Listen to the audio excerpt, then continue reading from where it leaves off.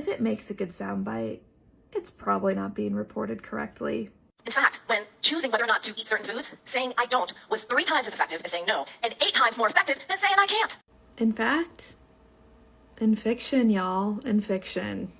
Now, Marie Forleo didn't say where this stat came from, so I had to do some digging. Honestly, it's a super interesting article. I don't versus I can't. It's in the Journal of Consumer Research, and it's actually a summary of multiple studies. Let's take a look at study 1. 120 undergraduates. So these undergraduates answered some questions about their goals to see about healthy eating as a goal, and then they were taught about either the I don't strategy or the I can't strategy for resisting temptation. They practiced the strategy, and then they answered a question about whether or not it made them feel empowered.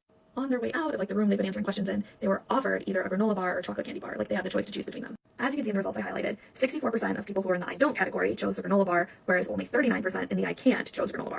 Which is to say, if you learn the I don't strategy, you are more likely to make a healthy choice. Do you see any of the numbers that were mentioned before here?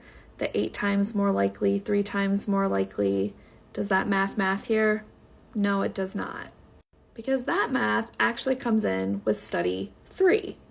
Study 3 involved 30 working women, whatever that means, between the ages of 22 and 53, and they are people who signed up to attend a health and wellness seminar. As a follow-up, they were asked to participate in a 10-day program where they would adopt a new strategy and report on how well it's working for them. They were also assigned to either I don't, I can't, or the control group, which was just say no, so that if they were tempted to not pursue their goals anymore, they were to either do I don't, I can't, or just say no. What the researchers found was that 8 of the 10 participants who did the I don't strategy lasted the full 10 days. Only 1 of the I can't people lasted the full 10 days, and 3 of the just say no people lasted the full 10 days. That's the 8 times more likely, and it's not the 3 times more likely because I think someone did the math wrong. You're thinking why is this a big deal?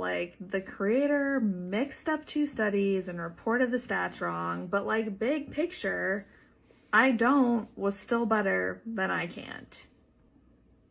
For undergraduates and 30 working women.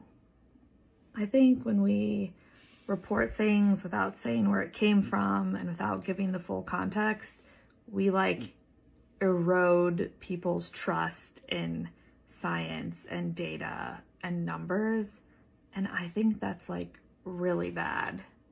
I don't love that every time I see something now I'm wait, is that really true? I don't know if I can trust it, and now I have to go spend time researching and digging into it. And that's what's happening because people play so fast and loose with research and data. In summary, if someone doesn't tell you the study, the researcher that the info came from, red flag.